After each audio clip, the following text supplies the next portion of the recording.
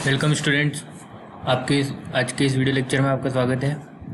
आज के इस वीडियो लेक्चर में हम एक न्यूमेरिकल ले रहे हैं ओवरटेकिंग साइड डिस्टेंस का। ट्रांसपोर्टेशन सब्जेक्ट से रिलेटेड है और आपकी रिक्वेस्ट पे ये क्वेश्चन ले रहा हूँ मैं।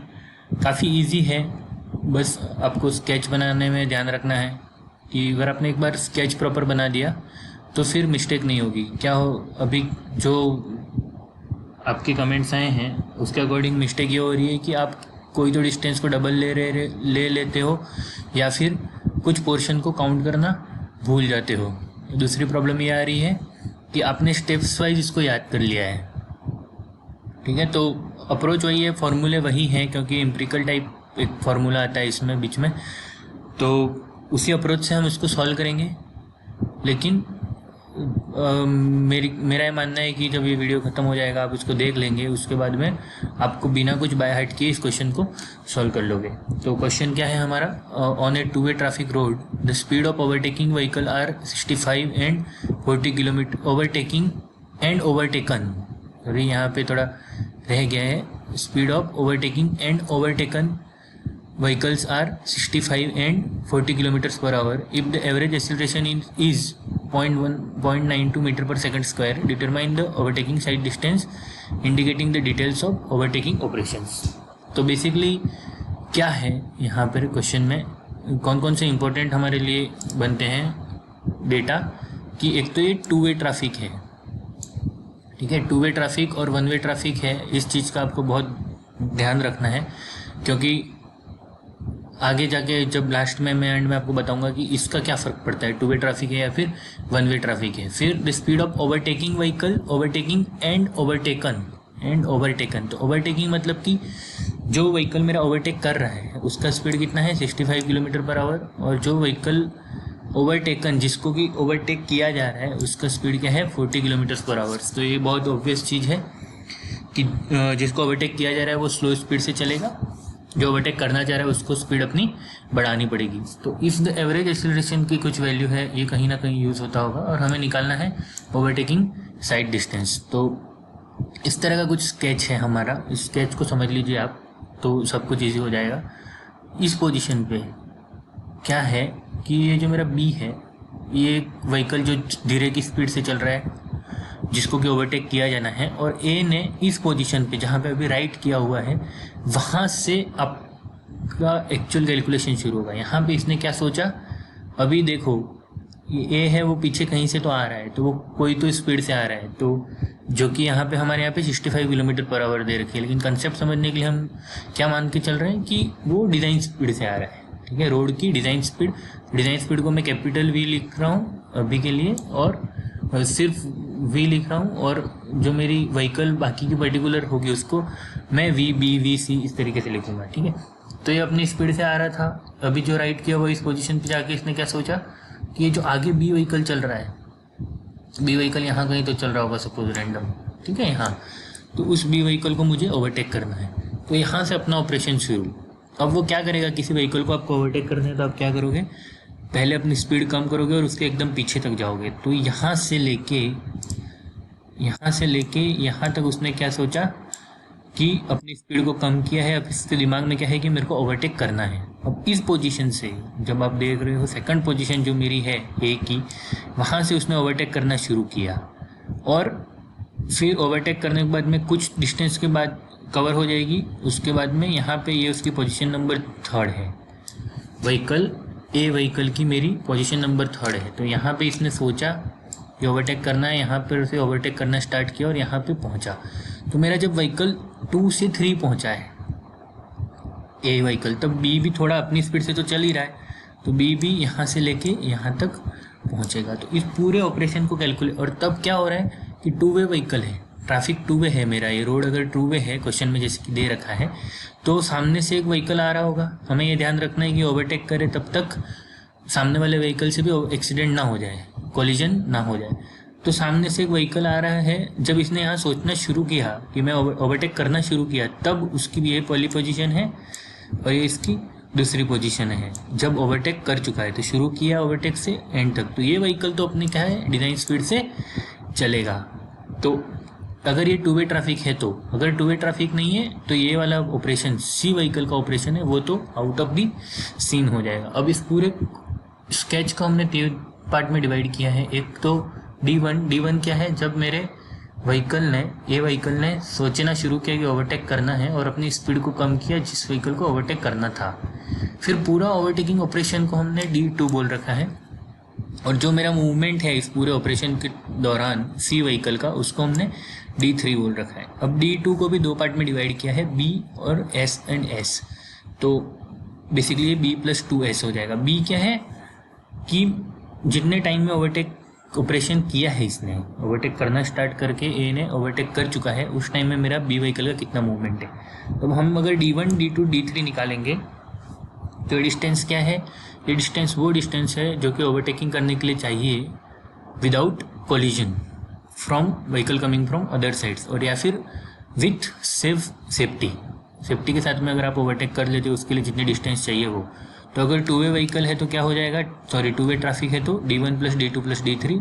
अगर वन वे है तो D3 out of the question हो जाएगा, और आपको एग्जाम में D1 और D2 ही कैलकुलेट करना है in case of one way traffic. ठीक है, अब D1 क्या होगा, पहले हम इसको मीटर पर सेकंड में कन्वर्ट कर देते हैं ताकि हमें फॉर्मूले के कांस्टेंट ना याद रखने पड़े।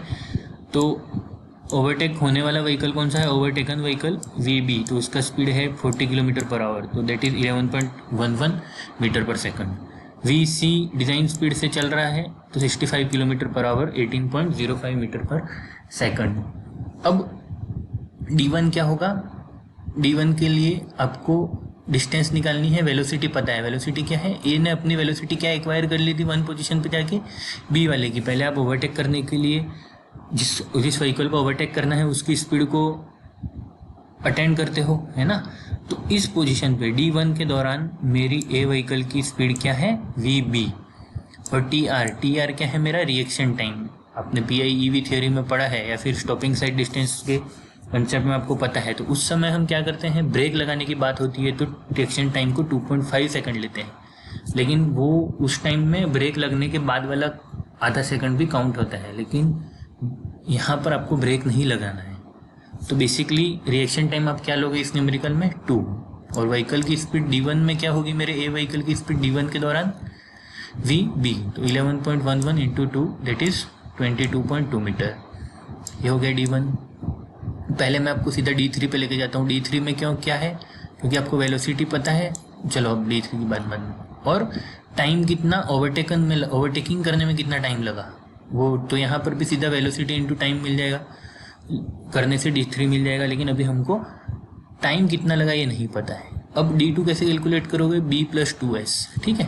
तो D2 = B+2S, जिसमें B आपके लिए और भी ईजी है। क्या है, वेलोसिटी ऑफ B, जब मान लो कि सेकंड पोजीशन से थर्ड पोजीशन जाने में ए को कैपिटल T सेकंड टाइम लगा, कैपिटल T सेकंड टाइम लगा, उसी टाइम में मेरा कैपिटल T सेकंड में मेरा व्हीकल B कहाँ से कहाँ पहुँचा, पोजीशन B1 से पोजीशन B2 पे, ठीक है। और उसी टाइम में मेरा व्हीकल C कहाँ से पहुँचा, पोजीशन C1 से पोजीशन C2 पे। तो अब अगर आपको टाइम मिल जाए तो व्हीकल B की वेलोसिटी क्या है, VB, तो VB इंटू कैपिटल T करने से आप क्या निकाल लोगे, B इजीली निकाल लोगे। और S कैसे मिलेगा आपको, S के लिए एक एम्पिरिकल फार्मूला है 0.7 VB + 6, ठीक है, जिसमें VB अगर आप मीटर पर सेकंड में डालोगे तो आपको S क्या मिलेगा मीटर में। और इसी फॉर्मूले को आपको बहुत सी बुक्स में मिलेगा, S = 0.2 VB + 6। तो अगर आप 0.2 कांस्टेंट यूज़ करते हो तो VB आपको km/h में यूज़ करना है, लेकिन हम क्या यूज़ कर रहे हैं, वेलोसिटी को मीटर पर सेकंड में यूज़ करना चाह रहे हैं, तो 0.7 VB + 6, तो उससे मुझे ये S मिल गया, ठीक है।